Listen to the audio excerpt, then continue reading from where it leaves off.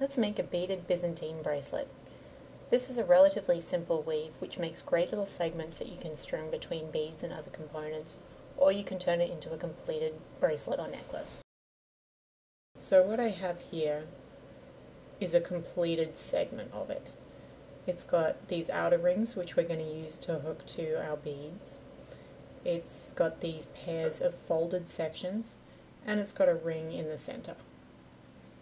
And if you look closely, you'll notice that every one of these steps, so if that's one step, there's a second one, third, fourth, fifth, all of those are in pairs of rings. And this is actually two separate pairs of rings together. Now the jump rings I'm using for this project are 3.5mm inside diameter, and they're 20 gauge. And you'll see it's quite loose the way it's come out.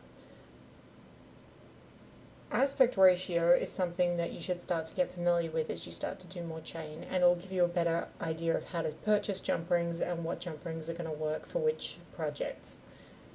Aspect ratio is the inside diameter of a jump ring divided by the width of the wire in millimeters. So 20 gauge, you can look up online how to convert them, works out to about 0.83 millimeters. So taking 3.5 over 0.8, the aspect ratio of these is about 4.4. Byzantine works for a lot of different rings. You'll find that a smaller number, a smaller aspect ratio, you'll get a nice tighter weave.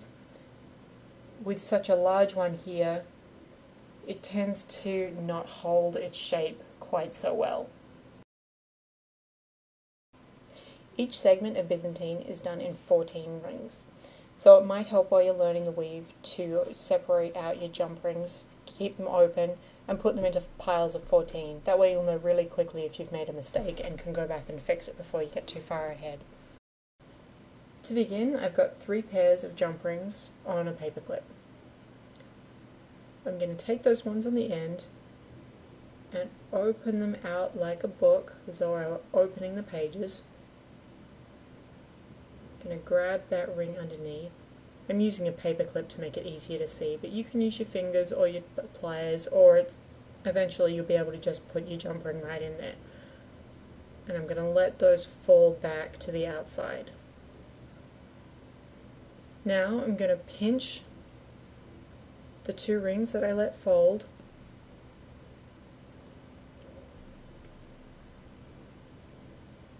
and open that up just a little bit so that I can see the rings that I folded.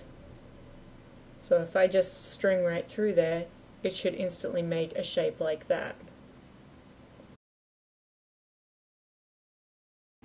So those 2 on the end, I'm going to open them apart like a book, grab the pair of rings underneath and let them fall back,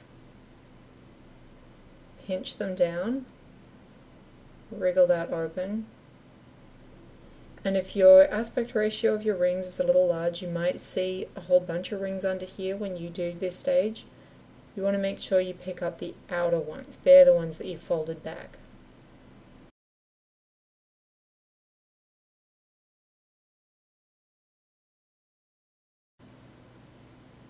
Then I'm just going to put a ring in that space.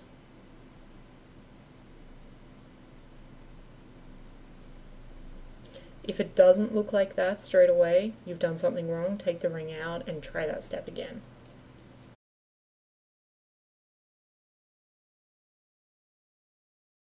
And because I'm always working in pairs on this weave, I'm going to put a second ring right next to that one, being careful not to cross over the original ring.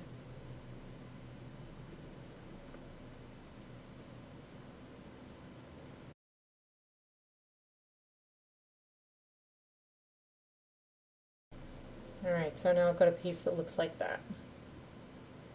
To continue on and make the second half of this section, I'm going to add another pair of rings.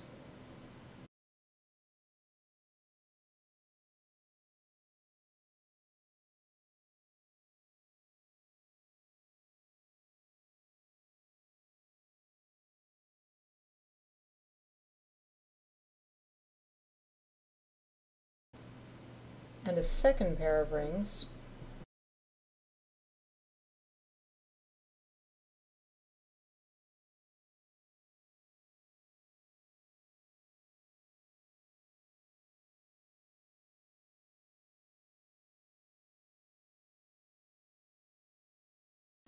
So it should look like that.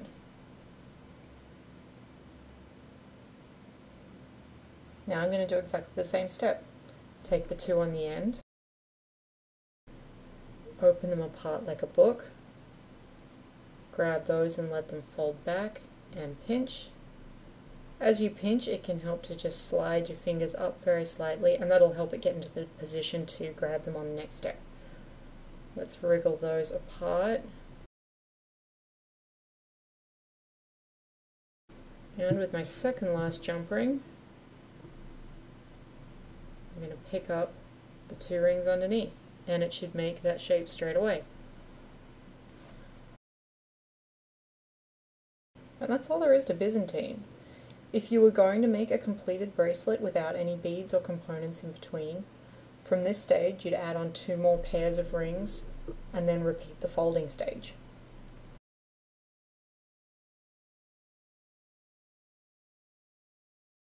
So now what I have is my Byzantine sections laid out like that, and I have a series of wire-wrapped unit beads. And I just want one bead in between each, so I haven't put anything in the loops for now, except for a clasp section.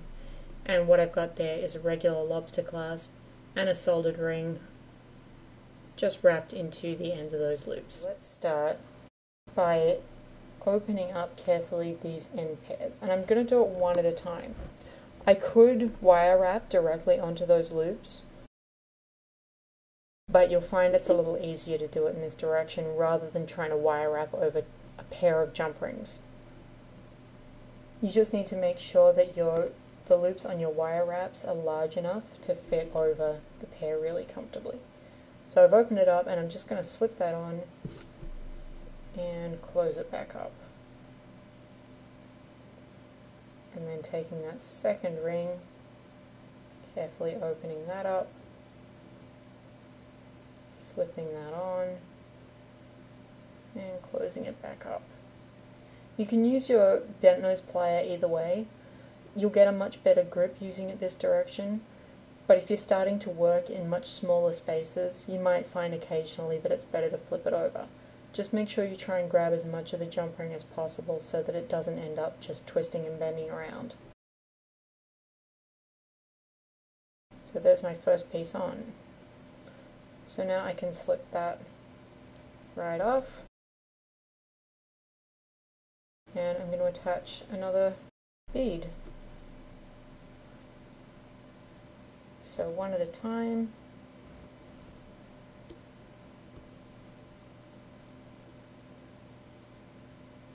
Be very careful as you undo them that you don't let them pop out of the existing weave. If that happens, take the bead off, backtrack a little on the chain, and try and see where the mistake happened. When you're ready to close up your bracelet, grab a tape measure and measure the entire thing. Make sure you've actually made it long enough. The average bracelet is around 7 inches, and that should include your clasp, which is why it's nice to add that in rather than having to account for it later. So mine's 7 inches, so that will do nicely.